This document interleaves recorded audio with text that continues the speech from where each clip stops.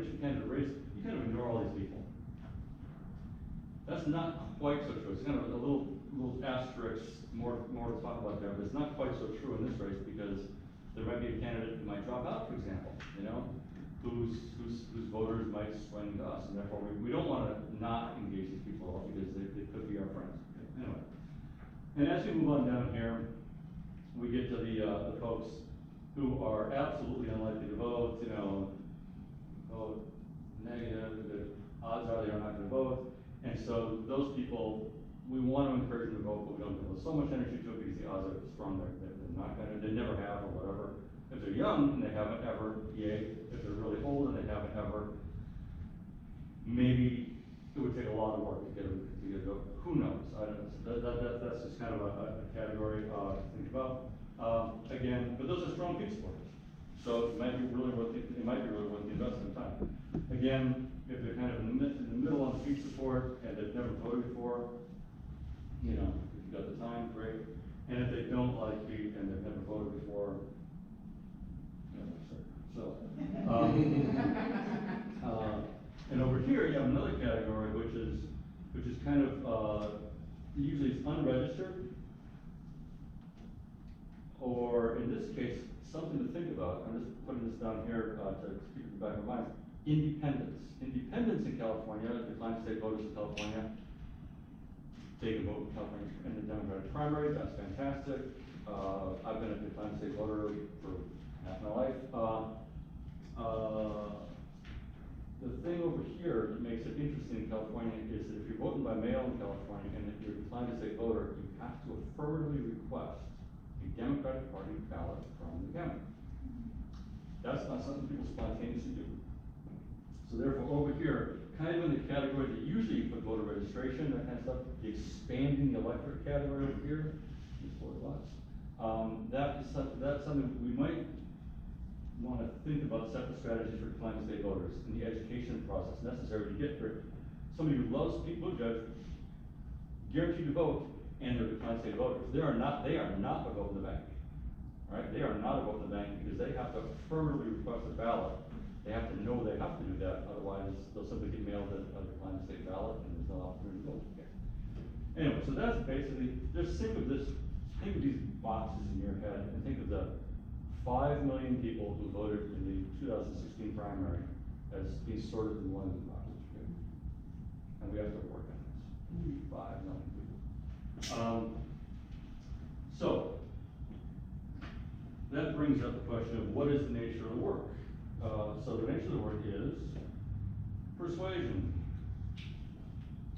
I cannot write. Yeah. Persuasion. ID. No, it's okay. ID, expand the universe, and then GOT. Persuasion is the process of moving somebody from where they think they are to where you'd like them to be in terms of, you know, get out information on the candidate, engage them on what their values are, what their interests are, and how maybe we could help align, help them understand how their values and interests are more aligned with me than they previously thought they were, thereby getting them to be a potential voter for people. Yay, persuasion. At the end of the day, all of this stuff requires identifying where people sit in these boxes. There's no book you can go to. Eventually we'll have things like modeling, statistical modeling, things like that, fancy stuff. We're nowhere near that yet. Nowhere near by a long shot. So far, it's a question of like, well, how do you feel like we check? Okay, check. You know, it's like, so far it's a really arduous process for figuring this out. But IDing people is a critical task. In the Obama campaign, man, we were cranking out volunteers inside the state. We're cranking out 100,000 phone calls a day, like, you know, like that, like clockwork. And all those phone calls were going out to people and to identify how they lined up in the primary. That then is used for your strategy in terms of get out the vote and things like that. Because, and expand the universe. Usually this expand the universe, like I said earlier, usually expand the universe is thought of as voter registration. Obama won North Carolina. Who would have thought, right? Barack Obama won North Carolina largely because in that campaign we did a massive voter registration drive and expanded the electorate that otherwise would not have elected Barack Obama. Yeah? That's not In Georgia, Stacey Abrams, I would bet you anything, a lot of the strategy was expand the electorate by getting non-voters to vote, right?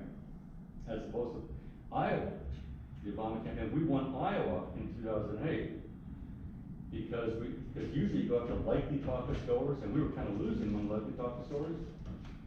But what we did is we got college students who loved the law. We hired an entire layer of deputy field organizers and devoted, and had them devoted to nothing but making sure those college students understood how to caucus and making sure they were like handcuffed basically and dragged to the caucus location so they would caucus. So we expanded the electorate, right? So expanding the electorate is a big important concept sometimes. And here in California, I'm kind of putting this category of declining state voters a little bit into the expanded electorate because of that educational process we have to do with them. The question about. And then at the end of the day, get out the vote. Simply means, let's say you got millions of voters, and 200,000 of them are not in the habit of voting, you know?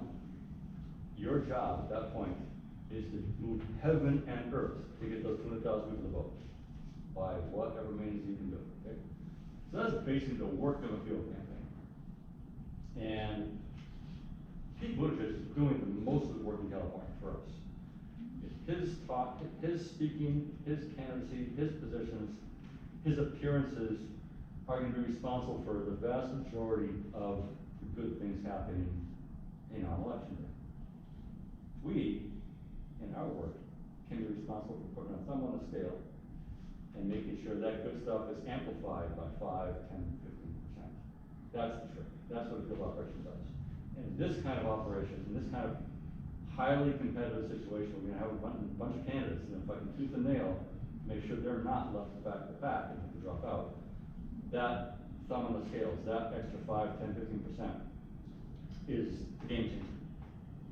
I mean, if he doesn't do his job, we're nowhere, but he will. One thing I think we're pretty confident of, we have a pretty amazing candidate.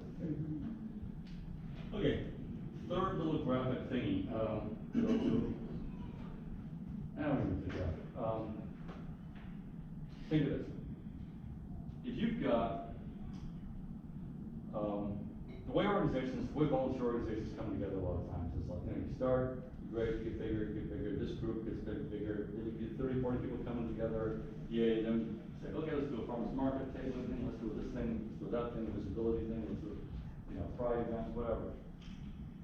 That's great, but if you're in a region like Sacramento that counts for like 3 congressional districts touching this area right here, I believe, you're not going to dig too deep into the congressional districts that way. Instead, you have to think about developing an organizational infrastructure that can touch those districts at a much more granular level than you have right now. Right now, is this room and, you know, 1 million people or so, a couple million people, right? Okay. So you got to get to the point, you got to, in imagination, you got to figure out how you can develop that organizational infrastructure that can actually touch that in a relevant, impactful kind of way. Luckily, there's a way to do this. Because some campaigns have no excitement behind them at all. Lots of traditional campaigns are pretty unexciting, and a field operation, following these rules, doing this stuff, pretty much consists of the following. You hire some staff, you put them on the phones, you put them on doors. Let's say you're in an assembly race, a mayor's race, something like that. You hire some staff, you put them on the doors, you put them on the phones. Staff is doing direct voter contact. And then the inevitable volunteers, you're gonna get some volunteers, you know. They work with staff to do direct voter contact. You basically have a staff to volunteer ratio of like 1 to 1, basically, 1 to 2. All right. In a well-run traditional campaign, a really well-run traditional campaign, you move to what's called kind of the super volunteer model. And this is something that those of you who worked in campaigns in the past might have seen a lot of. I've certainly worked in a number like this, where you have staff organizer, and the staff organizer develops a relationship with individual volunteers. Those individual volunteers do direct voter contact, right? Calls, door knocks, whatever, meetings, whatever. And they report back to the individual staff member, right? Now, the problem here, and this can work out really well, this is not a bad method, right? The problem is that it's limited by what's called, think of it as span of control, right? Basically, you have an individual staff person. I've never seen an individual staff person be able to handle more than 10 to 20 of those kind of reports, 10 to 20 of those kind of relationships. It's very daunting, it's very, very, very challenging to do that. So you end up with a staff to volunteer ratio like 1 to 10, 1 to 20 max. And remember, the volunteer voter contact level is where the actual work is getting done. So that means the amount of work getting done is limited by that number. Okay. In California in 08, we kind of modeled, us and South Carolina folks in the Obama campaign, kind of modeled something different. We kind of imported methodology learned in labor and social movement and community organizing.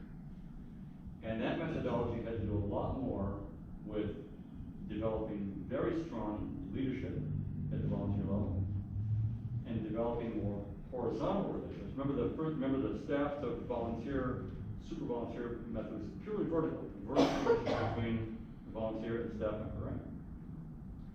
What we did is we moved to a model of much more horizontal relationships between volunteers